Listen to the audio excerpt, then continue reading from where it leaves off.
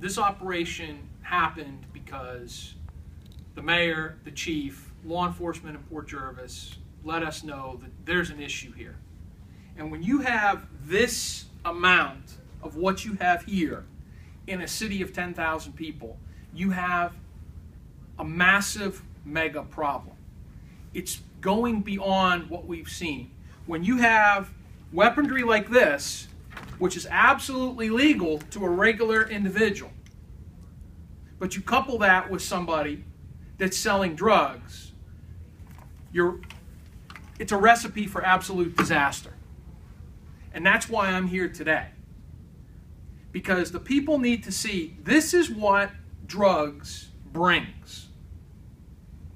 And as I've said, for Port Jervis, this is not small. This is a lot. There's nearly $10,000 laying here. And not to mention the heroin.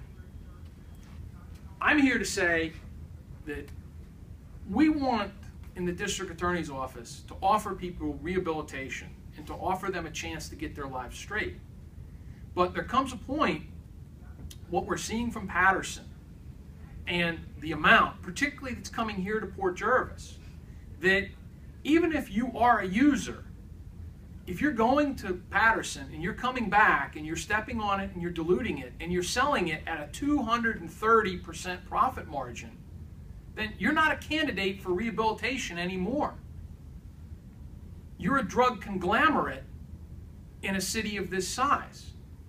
All you do is place the law enforcement officers and the other people in this community in danger of being hurt.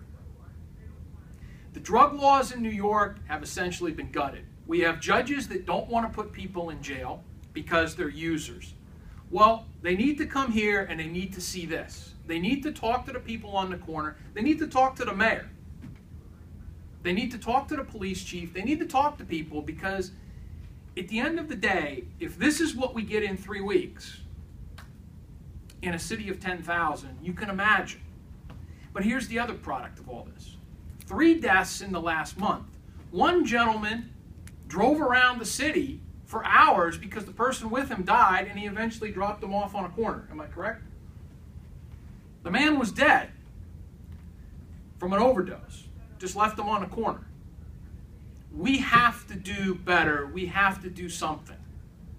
When prevention, awareness, and treatment aren't working, the last result is this, and this shows you how bad the problem has become. When you can sell this at a 200% markup in this community, then we have to step in and we have to take aggressive, proactive enforcement. And I commend the police chief here. I commend the officers in Port Jervis and Deer Park, the chief in Deer Park. I commend the mayor for standing up and saying it for what it is.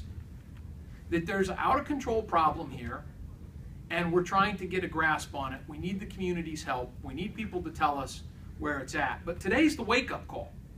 Today is the wake-up call for Port Jervis, for people in Orange County, as the sheriff said, that treatment's available and we will judiciously use it.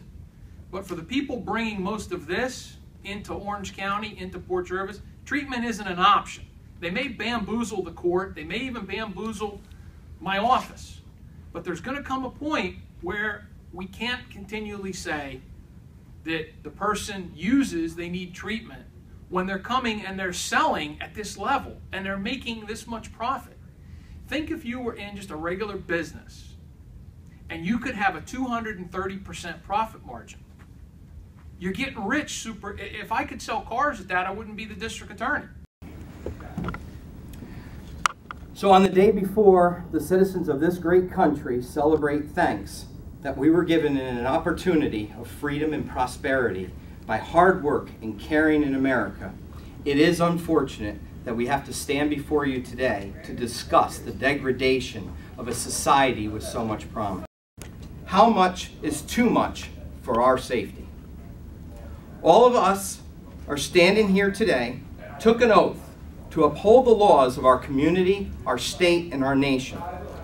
What you will hear about soon is the hard work of our police officers in Port Jervis, risking their lives, working to hold the lid on a pot that is boiling in every community in America. Illicit drug sales, illicit drug use, and the stockpiling of weapons to use illegally. Many talk about the poor community of Port Jervis. Just like every other community, there are poor people that truly need help in keeping their families together. Many successful people will tell you that education and hard work will give you success. Unfortunately, as our society has turned to that of immediate gratification, we see what is happening before us. People who take drugs have life problems. Those problems don't simply go away with a hit, but in reality, the gratification only masks the problem. As the problems get worse, more will take drugs. The sellers will convince others to take them, and then simple supply and demand take root. Some of the drugs you see before you are selling in little poor Port Jervis at a value of 200% more than they can be bought elsewhere. As the mayor of the city of Port Jervis, I know our officers are doing a fantastic job. It shows before you. In fact, one of the suspects lived in Port Jervis, selling here, but decided to move outside the city because of the police heat that was way too much. We will not let off. If you look at the ages of the suspects, you will see a broad range of generations. Although I differ in opinion with some that feel rehabilitation is the answer, I will strongly say that we need to continue to take guns and drugs off our street as a priority to avoid a society that is being created of walking dead. Across the border into Pennsylvania. We have, over the past several years, really refined the multi-agency approach, the collaboration between the Sheriff's Department, the District Attorney's Office, the Town of Deer Park Police Department, our agency, as well as our partners across the border in Pennsylvania with Eastern Pike Regional, the State Police, and we are working together, sharing information and intelligence to attack this on a regional level. It doesn't matter where we arrest you, it doesn't matter which agency signs the arrest report, the bottom line is we're a team. The team is going to get you. Unfortunately, we are having a severe problem with heroin. Just over the past several weeks, we've had 3 deaths. We're awaiting toxicology reports to finalize and make a determination, but our preliminary investigation reveals that they're opiate related. We had 1 Narcan save this week, 1 Narcan save last week. Our officers are equipped with Narcan, thankfully, and are able to get to scenes very quickly, and we're very successful with these saves.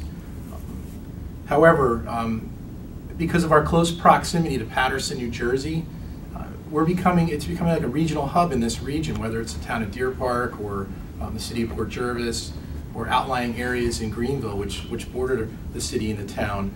People are traveling to Paterson relatively quickly from here, easily, and picking up heroin for $3 a bag. And then they're bringing it back to our tri-state community and selling it for $10 a bag. And oftentimes they're stepping on the bags and creating less product within each bag and doubling their profit and selling 1 bag that would be $10. Now they're selling it as 2 bags with less product. Our street robberies generally at about a 75 to 80% connection rate to heroin or crack cocaine. So these are definitely the underlying factors that we're fighting here today. And as the district attorney has spoken about many times, the enforcement end of it is it's the last resort. We support proactive prevention programs. Yesterday, our police officer, Nicole McGowan, participated in a new program at the middle school and with 8th grade students, and a collaborative effort with Operation PJ Pride, which is a local drug abuse prevention task force, and our partners at ADAC. And they graduated a group of about 150 8th grade middle school students on a new program called Too Good for Drugs. And heroin was a main topic of that program, talking about why it's important to stay away from it. So we're hitting this at many angles. And after the holidays, our DARE program begins. I know the town of Deer Park has been working on their DARE program. So it's not just the enforcement end. We are working together as law enforcement agencies to put out information in the community and working with partnerships and treatment and prevention in order to attack this on many fronts.